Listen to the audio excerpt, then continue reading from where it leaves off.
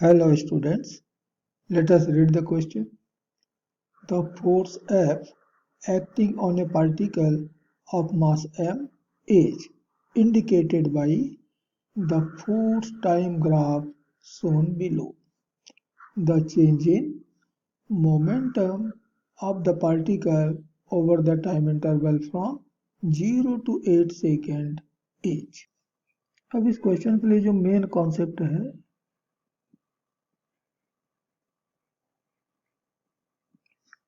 वह है कि area under the force time graph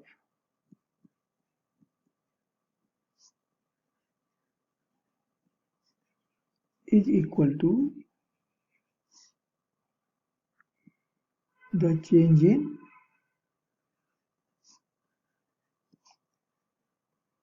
momentum. कि फोर्स टाइम ग्राफ जितना एरिया कवर करता है वह बॉडी के मोमेंटम में चेंज के इक्वल होता है, और वही हमसे यहाँ पर पूछा गया है कि हमारे बॉडी के मोमेंटम में कितना चेंज हुआ है in the time interval 0 to 8 second. तो यहाँ जो एरिया हमारे ग्राफ ने कवर किया है वो 3 पार्ट्स में है।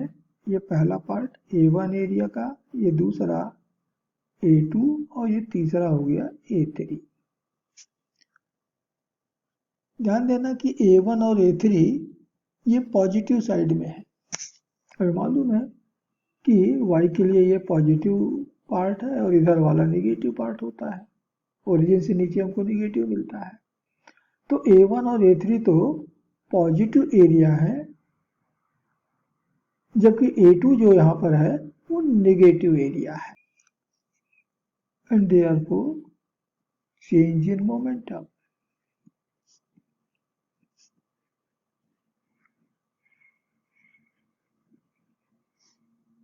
ये बराबर होगा A1 माइनस A2, क्योंकि A2 यहाँ पर नेगेटिव एरिया है, प्लस A3।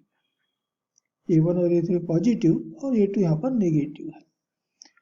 तो ध्यान देना कि ये एक ट्रायंगल है और ट्रायंगल का एरिया हमको मालूम है कि A1 ये बराबर होता है half into base into height.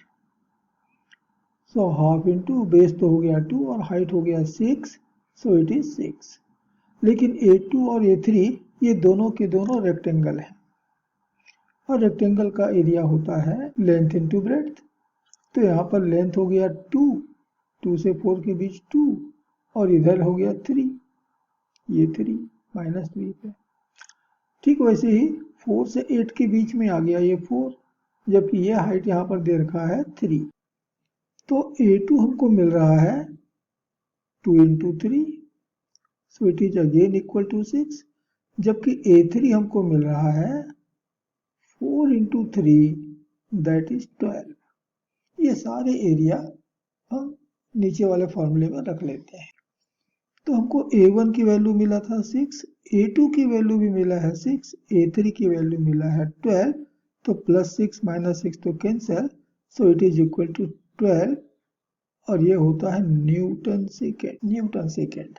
और यही हमारा होगा इस क्वेश्चन के लिए आंसर।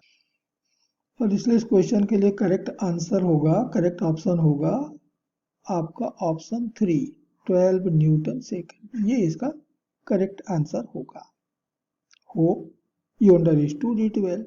Best of luck.